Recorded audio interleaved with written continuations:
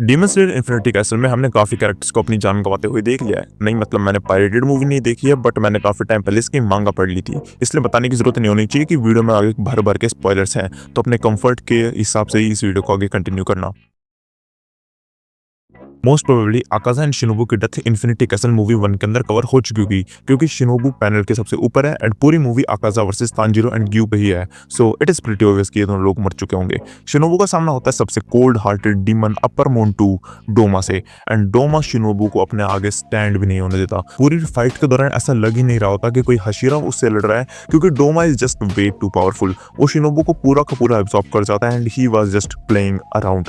And ये चीज तो सैड है कि शिनोबू अपनी सिस्टर का बदला लेने डोमा से लड़ती है, बट वैसा कुछ भी नहीं कर पाती। मतलब शिनोबू उसका पूरा का पूरा एब्सॉर्ब कर जाता है। एंड ये पैनल यूफोटेबल ने मेरे ख्याल से जस्टिस करा होगा इसके साथ। तुम मुझे स्पॉइलर मत देना, बट मुझे लगता है कि मेरी एक्सपेक्टेशंस यूफोटेबल से बिल्कुल अच्छी हाई है एंड उनने इसके साथ जस्टिस करा होगा। नेक्स्ट, आकाजा की डेथ भी कुछ कम इमोशनल नहीं है। तांजीरो आकाजा की अवेयरनेस यानी फाइटिंग स्पिरिट की एब्सेंस को यूज करके आकाजा का सर उसके शरीर से अलग कर देता है एंड सबको लगता है कि okay happy ending, Akaza is over. But Akaza तो आकाजा है, उसने मजे मजे में रैनको को मार दिया था एंड वो अपना हेड भी रीजनरेट करना शुरू कर देता है। इवन गियो डीमन स्लेयर मार्क के साथ भी आकाजा के सामने कमजोर साबित हो रहा था। इवन उसकी स्वॉर्ड तक टूट चुकी थी एंड अगर आकाजा को उसका पास्ट याद नहीं आता और तांजीरो में उसका मास्टर नहीं दिखता, तो तांजीरो और गियो का कोई चांस ऑफ सर्वाइवल नहीं था। आकाजा के मोरल्स ही उसके डाउनफॉल का कारण बने and in the end of fight उसने तांजीरो में अपने टीचर दिखे। आकाजा ने अपने बैटल को कंटिन्यू करने का विल ही छोड़ दिया।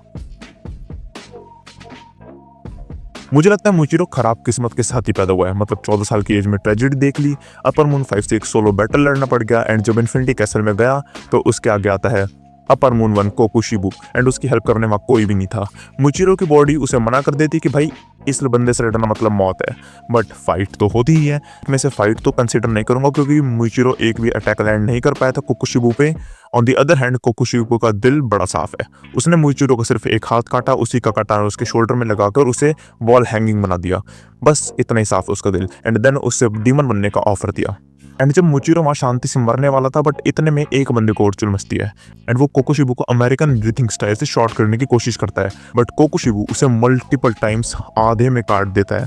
इवन बैटल आगे जब गन्या, सनेमी एंड ग्यूमी साथ में कोकुशिबू से लड़ रहे होते हैं तो मुचिरो अपनी स्वॉर्ड कोकुशिबू में स्टैब कर देता है, जो कि उसको रीजनरेट करने से रोकती है। बट कोकुशिबू को डेथ का इतना ज्यादा डर होता है कि वो फुल पावर में रेज करता है एंड इसी रेज में मुचिरो और गन्या दोनों के टुकड़े टुकड़े हो जाते हैं। मतलब this is literally brutal and they both died. देखो मित्सुरी ना किसी भी छोटे मोटे डीमन से लड़ने के मूड में नहीं थी जब वो इन्फिनिटी कैसल में गई।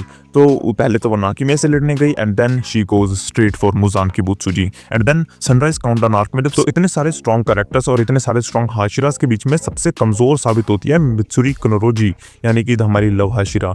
एंड इस फाइट में मुजान के अटैक की स्पीड और एक्यूरेसी दोनों बहुत ज्यादा बढ़ जाते हैं।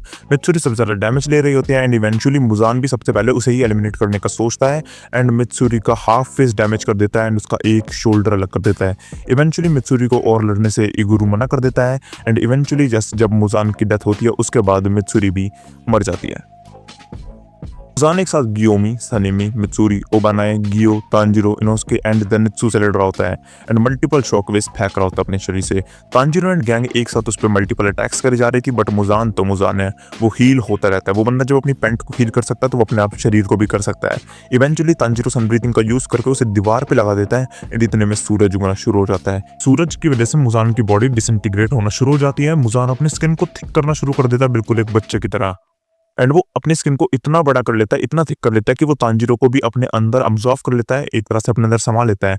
एंड सभी स्लेयर के एफर्ट्स के बाद मुजान की बॉडी सन के सामने एक्सपोज हो जाती है एंड मुजान की बुत्सुजी की एक ह्यूमिलिएटिंग डेथ हो जाती है। देखो डेथ तो और भी थी काफी सारे डीमन स्लेयर में जो आने वाली है, बट मेरे ख्याल से ये वाली डेथ सब ज्यादा बुरी थी, मतलब बेसिकली सबसे ज्यादा बेकार थी। एंड इनमें भी अगर मैं कहूँ सबसे ज्यादा बेकार किसकी थी, वो गन्या की थी फॉर श्योर।